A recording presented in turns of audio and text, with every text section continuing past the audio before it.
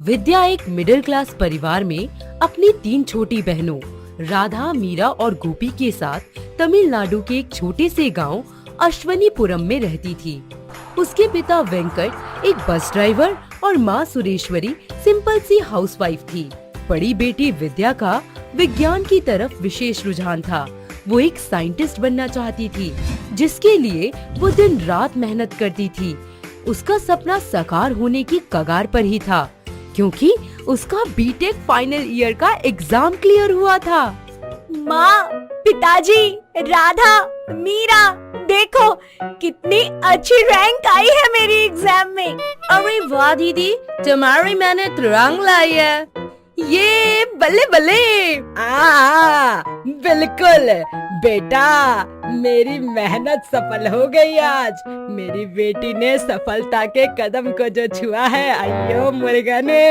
हाँ माँ, बिल्कुल। अय्यो माँ, मेरी बच्ची, तूने तो इसे बस ड्राइवर को आसमान छूने वाले रॉकेट पे बिठा दिया। अब ये वहाँ बैठ के इडली डोसा खाएगा। इसे तो खुशी के अलावा कुछ दिख ही नहीं रहा होगा रे। उफ, ये फोन, अब नई चक्का का फोन आया।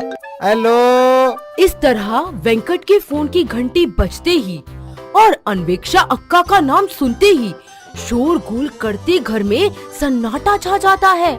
अरे होता भी क्यों ना, शादी के बॉम्ब फोड़ने का ठेका जो अक्का के नाम दर्ज है। हेलो अक्का, कैसे तुम? हेलो, मैं ठीक है। वो दरअसल मैं तुमको फोन किया, वो अपना बेटी विद्या के वास्ते एक लड़के का रिश्ता आया है। अजी सच्ची जी? क्या करते लड़का? लड़का बहुत अच्छी है। उसका नाम सचिन है, पायलट है, पायलट इंडियन एयरफोर्स में। अय्या माँ, ये तो बहुत अच्छा खबर सुनाया तुमने। तो इनके कल्याणम की तैयारी शुरू कर देते हैं, पर आपको शादी अगले मंथ ही करना होगा, क्योंकि लड़के को छुट्टी का इशू है। अरे ठीक है ना, अब मैं समझ गई। अब आप बात आगे बढ़ाओ। इस तरह कुछ ही समय बाद वेंकट अपनी बड़ी बेटी विद्या की शादी एयरफोर्स में बतौर पायलट काम कर रहे सचिन से करवा देता है।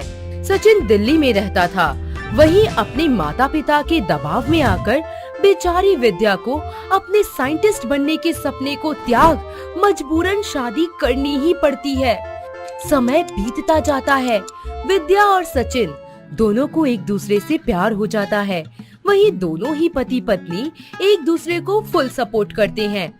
ऐसे ही एक दिन, सचिन जी, प्लीज टीवी का वॉल्यूम है ना कम कर दीजिए। I feel so irritating. But madam, remote तो आपके पास है ना? ओफो, ओके ठीक है, मैं कर देती हूँ। अरे ये क्या, वॉल्यूम की जगह टीवी ही ऑफ कर दिया। कमाल है भाई। Don't irritate me. अरे क्या हो गया तुम्हें? तुम ठीक हो ना? I am sorry Sachin ji, please, पता नहीं आजकल ना मेरी तबीयत कुछ ठीक सी नहीं है। बॉडी में बहुत ज्यादा वीकनेस और चक्कर से आ रहे हैं। और तुम अब बता रही हो? That's not good. चलो उठो फटाफट से, डॉक्टर के पास चलते हैं। ठीक है, चलिए। विद्या को चक्कर आ जाते हैं, जिसके कारण वो धड़ाम से जमीन पर गिर जाती है। वहीं उसका पति सचिन उसे उठाकर डॉक्टर के पास ले जाता है, जहां डॉक्टर उसका ट्रीटमेंट करते हैं और उसकी रिपोर्ट्स के बारे में सचिन को बताते हैं। डॉक्टर साहब, कैसी है मेरी बीवी? जी देखिए, घबराने की कोई बात नहीं है। ऐसी हालत में सब बहुत नॉर्मल है। ऐसी हालत? डॉक्टर साहब, आप कहना क्या चाहते हैं? Sachin ji, it's very simple. Your wife is pregnant and you have to take care of her. बस समय समय पर मेडिकल चेकअप कराना मत भूलिएगा, okay? Doctor sir, thank you so much for giving me this awesome news. क्या मैं अब अपनी बीवी से मिल सकता हूँ? सचिन अपनी बीवी विद्या के पास जाता है और उसे गले से लगा लेता है। दोनों इस नए मेहमान के आने की तैयारियां करने लग जाते हैं। तभी अचानक सचिन को एयरफोर्स से बुलावा आ जाता है। फिर क्या, अपनी प्रेग्नेंट बीवी को छोड़ उसे ड्यूटी पर जाना ही पड़ता है। सुनो, अब मुझे जाना होगा। तुम अपना और हमारे बच्चे का, दोनों का खूब ख्याल रखना। ठीक है, मैं हमारा और हमारे होने वाले बच्चे दोनों का ख्याल रखूंगी, पर आप जल्दी आना। और हाँ, किसी भी तरह की अगर कोई दिक्कत हो तो तुरंत कॉल करना मुझे। ठीक है जाइए, वरना जाने नहीं दूंगी। मिस यू इन्ना सारा। इस तरह सचिन अपनी ड्यूटी पर चला जाता है और विद्या अपनी गृहस्थी और होने वाले बच्चे की देखभाल में व्यस्त हो जाती है। सब कुछ बहुत बढ़िया चल रहा होता है। तभी अचानक सूचना मिलती है कि विमान दुर्घटना में सचिन के पैर खराब हो गए। जब सचिन व्हील चेयर पर बैठकर अपनी बीवी के पास आता है तो सचिन जी, ये सब कैसे हो गया? डोंट क्राई यार, you are wife of air force officer. Now smile please. जी ठीक है। अपने पति का ऐसा हाल देख विद्या को बहुत बुरा लगता है। तभी एक दिन उसके पेट में बहुत तेज दर्द उठता है। सचिन डॉक्टर को फोन मिलाता है। डॉक्टर उनके घर आते हैं और विद्या का चेकअप करते हैं। सचिन जी, आपकी बीवी का मिसकैरेज हो गया है। आई एम सॉरी। डॉक्टर साहब, ये क्या कह रहे हैं आप? मेरी बीवी ठीक तो है ना? जी, अभी इनमें वीकनेस काफी है, तो आपको ज्यादा ख्याल रखना होगा। और इस तरह की सिचुएशन में ज्यादातर लेडीज डिप्रेशन के शिकार हो जाती है, सो प्लीज बी अवेयर। अपनी बीवी विद्या को मिसकैरेज के कारण डिप्रेशन में जाते देख सचिन को बहुत बुरा लगता है। वो उसे किसी भी तरह इस डिप्रेशन के चंगुल से निकालने के लिए अथक प्रयास करता है। और फिर क्या, वो एक दिन विद्या के घर फोन मिलाता है। सासू माँ प्रणाम। खुश रहो बेटा, विद्या कैसा है? जी वो ठीक है, पर आप बताइए वहाँ सब कैसे हैं? यहाँ सब बढ़िया, बहुत बढ़िया। तुम सुनाओ। हाँ जी, बस आप ये बताइए कि विद्या को सबसे ज्यादा क्या पसंद है? अयो मोरे गने, उसको कॉपी किताब बहुत शौक था। बचपन में साइंटिस्ट बनना चाहता था वो, पर शादी कार इन सब के कारण उसका सपना टूट गया बीच में। ठीक है माँ जी, अब मैं फोन रखता हूँ, बाद में फोन करूँगा। सचिन अपनी बीवी को डिप्रेशन से निकालने के लिए जी तोड़ मेहनत करता है। अपने पति के सपोर्ट व खुद की मेहनत और लगन से विद्या इसरो की एक काबिल साइंटिस्ट बन जाती है। कॉन्ग्रेचुलेशंस साइंटिस्ट साहिबा, अब तो खुश है ना आप? सब आपकी ही मेहनत है। दिल से शुक्रिया है आपको, मेरे सपनों की उड़ान को पंख देने के लिए। या यू डिजर्व्ड इट। मैंने तो सिर्फ अपने प्यार को सपोर्ट किया है, जो मेरा फर्ज था। आखिर जीवन संगिनी हो तुम मेरी। इस तरह साइंटिस्ट विद्या अपने काम में मग्न रहती। पूरे इसरो डिपार्टमेंट में सब उसके काम की प्रशंसा करते और बहुत सम्मान करते। वहीं विद्या अपने प्रोफेशन और घर दोनों में बैलेंस बनाकर जीना शुरू कर देती है। कुछ ही समय बाद पता चलता है कि वो दोबारा प्रेग्नेंट हो गई है, जिसके कारण उनके घर में फिर से खुशियों की लहर दौड़ जाती है। पर फिर भी वो लेबोरेटरी जाना बंद नहीं करती।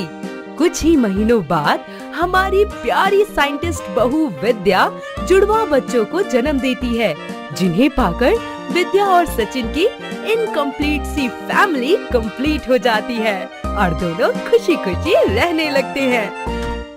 सरला अपने माता पिता की प्रतिभाशाली, समझदार और गुणी बेटी थी। वो बचपन से ही सिर्फ घर के कामों में उलझ के नहीं रहना चाहती थी, बल्कि पुरुषवादी समाज की बेड़ियों को तोड़ आगे बढ़ना चाहती थी। आसमान को एक फाइटर पायलट बन छूना चाहती थी। अपने सपनों को साकार करने के लिए वो पढ़ना शुरू कर देती है और इस क्षेत्र में महारत हासिल करती है। उसकी कड़ी मेहनत रंग लाती है और महज 21 साल की उम्र में उसे एविएशन पायलट का लाइसेंस मिल जाता है और देश की पहली महिला पायलट बनने का गौरव प्राप्त होता है। लेकिन उसका सपना तो फाइटर पायलट बनने का था। माँ, मुझे फाइटर पायलट बनना है, जिसके लिए मुझे दिल्ली से कोलकाता शिफ्ट होना होगा। क्या? नहीं, कहीं नहीं जाना तुझे बेटा। जो करना था कर लिया, अब और नहीं।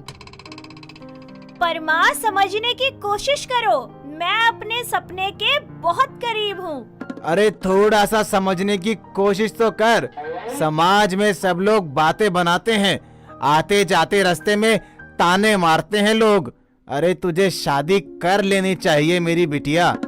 अपनी बेटी सरला को किसी तरह शादी के लिए मनाकर उसके माता पिता एयरफोर्स में बतौर फाइटर पायलट काम कर रहे कैप्टन अभिनव के साथ उसका रिश्ता पक्का कर देते हैं।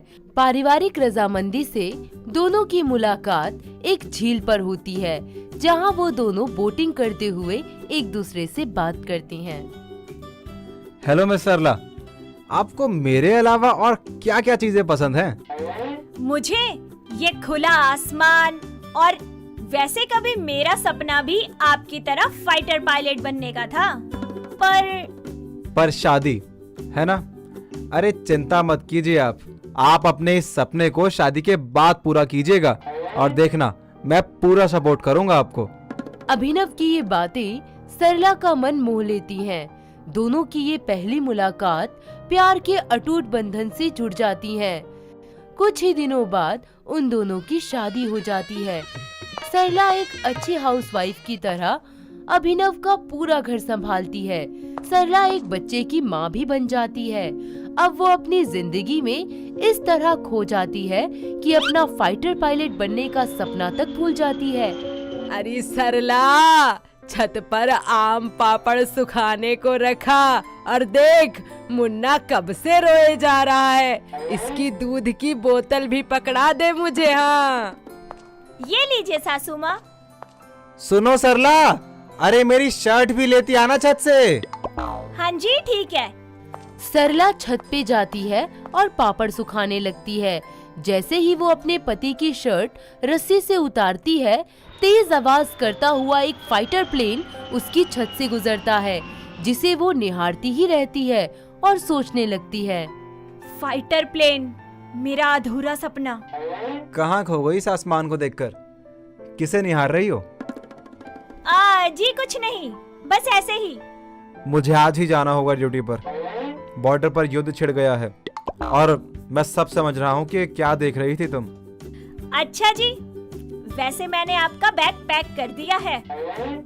ठीक है, पर इस बार जब मैं ड्यूटी से वापस लौट कर आऊंगा ना, तो तुम्हें फाइटर पायलट बनता हुआ देखूंगा। वो कैसे? और अब तो मैं एक बच्चे की माँ भी बन गई हूँ। अब ये सब मुमकिन नहीं है। ऐसे? अरे माँ संभालेगी मुन्ने को तो। Thank you so much. अब इस बात पे एक जादू की झप्पी तो बनती है। आप भी ना, मुझे तो लगा जैसे सब खत्म ही हो गया। इस तरह सरला का फाइटर पायलट बनने का जुनून फिर से जाग जाता है और वो एंट्रेंस एग्जाम की तैयारी शुरू कर देती है। वहीं उसके पति अभिनव का युद्ध के सिलसिले में अपनी ड्यूटी पर जाने का समय आ जाता है। चलता हूँ माँ, आशीर्वाद दीजिए अपना। मेरा आशीर्वाद हमेशा तेरे साथ है। अच्छा पिताजी, जल्द लौटूंगा। तिरंगा लहरा कर ही आना बेटा। जी पिताजी। सुनो, तुम ऐसे रो मत यार, जल्द आऊंगा। मैं आपका इंतजार करूंगी। आपको आना ही होगा मेरे लिए। हाँ बिल्कुल मेरी प्यारी बीवी, हम साथ में फाइटर प्लेन उड़ाकर दुश्मनों को धूल चटा देंगे। अरे मुस्कुरा भी दो थोड़ा। बस ठीक है। सरला, ध्यान रखना सबका और ऐसे ही मुस्कुराती रहना। ठीक है, चलता हूँ, काफी देर हो गई है। इस तरह सबको अलविदा कर अभिनव अपनी ड्यूटी पर चला जाता है। कुछ दिन तक सब अच्छा चलता है। सरला घर परिवार की जिम्मेदारियों के साथ साथ अपने सपनों की तरफ कदम बढ़ा ही रही थी कि अचानक उसकी जिंदगी में एक बड़ी दुर्घटना घटती है। जब न्यूज में विमान दुर्घटना में उसके पति कैप्टन अभिनव शर्मा की मृत्यु की खबर आती है और कुछ समय बाद उसका पार्थिव शरीर तिरंगे में लिपटा उसके घर पहुंचता है। आए मेरा लाल, तूने तो वादा किया था लौट कर आएगा, ये क्या हो गया?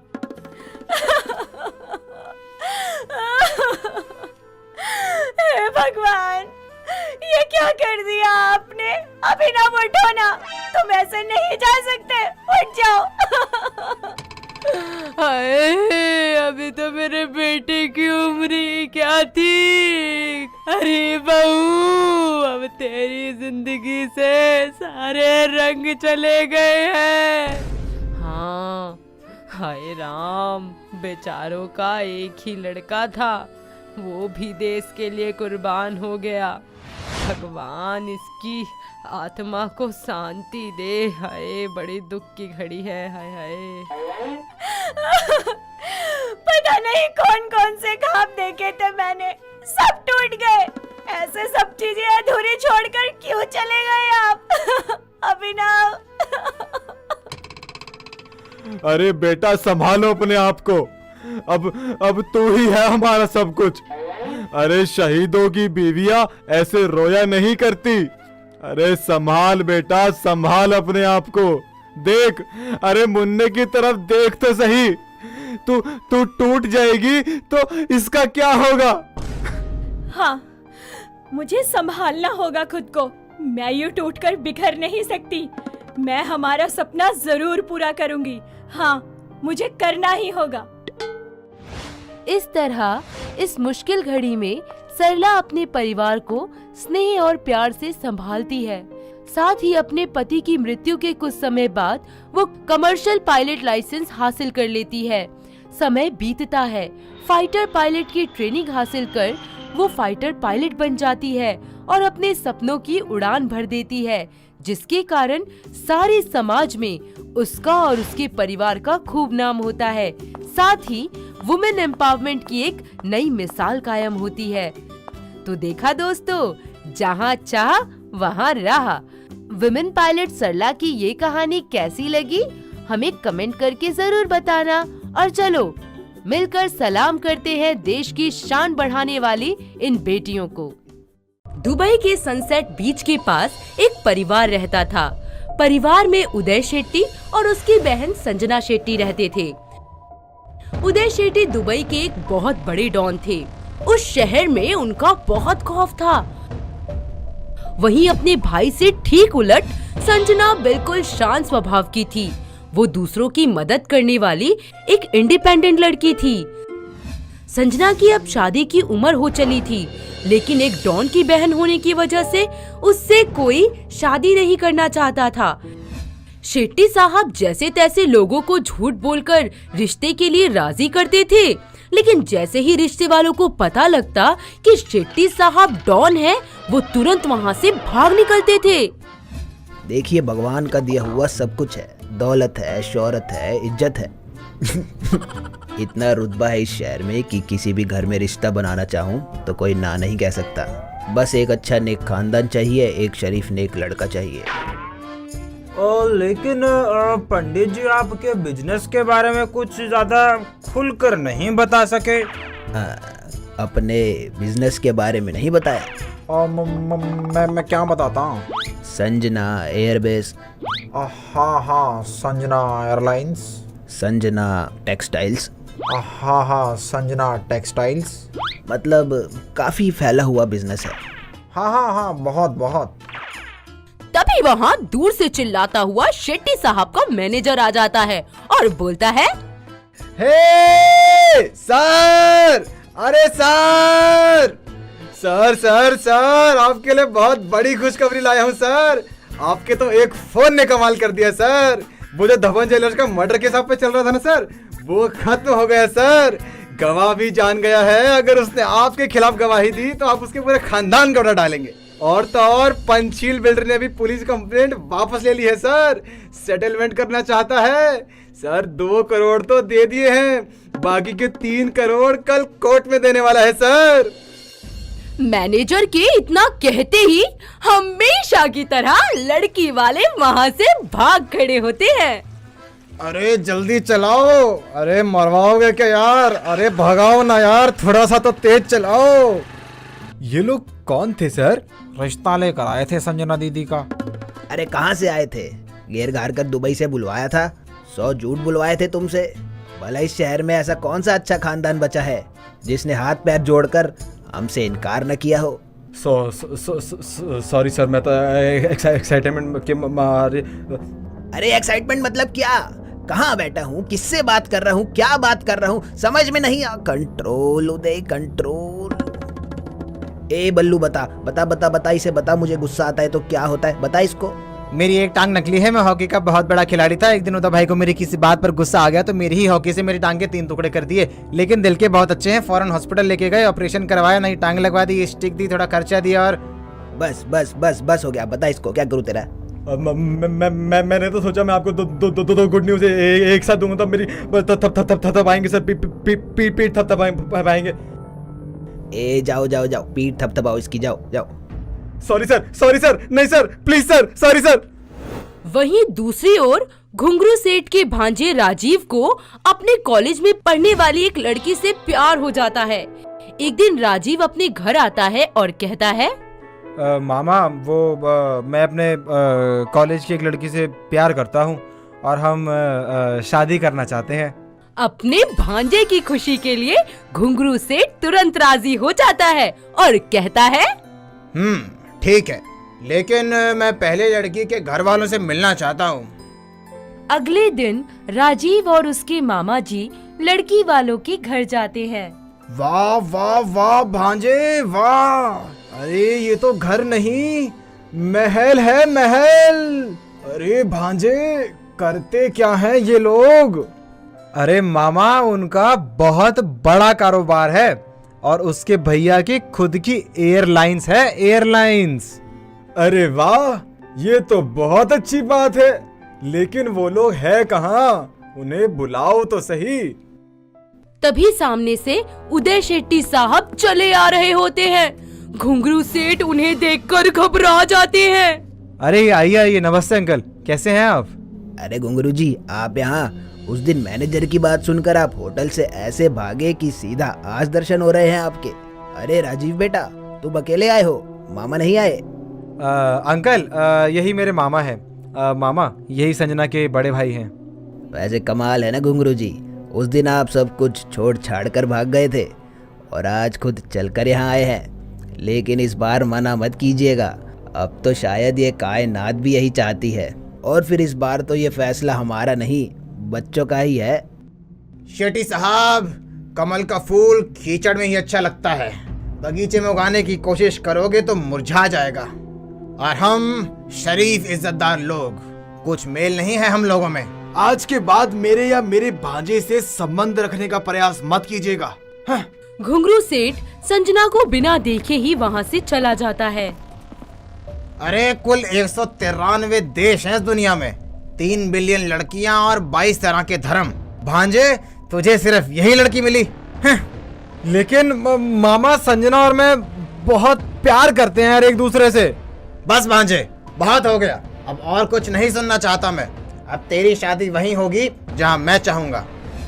घुंगरू सेठ राजीव के लिए एक बार फिर लड़की देखना शुरू करता है। ऐसे ही एक दिन वो मंदिर जाता है और वहाँ उसकी गाड़ी खराब हो जाती है।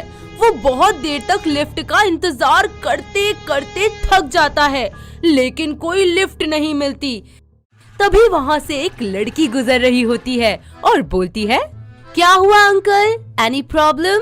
हाँ बेटा, दरअसल वो मेरी गाड़ी खराब हो गई है, आसपास कोई मैकेनिक भी नहीं है। कोई बात नहीं अंकल, आप मेरी स्कूटी पर बैठ जाइए, मैं छोड़ देती हूँ आपको घर तक। घुंगरू लड़की के साथ घर के लिए निकल पड़ता है।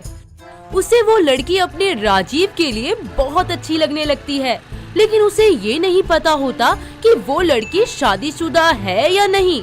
घुंगरू उससे बातों बातों में पूछता है, बेटे वैसे तुम यहाँ किसके साथ रहती हो, ससुराल वालों के साथ या मायके वालों के साथ? नहीं नहीं अंकल, अभी मेरी शादी नहीं हुई है, यहाँ तो मैं अपने बड़े भैया के साथ रहती हूँ।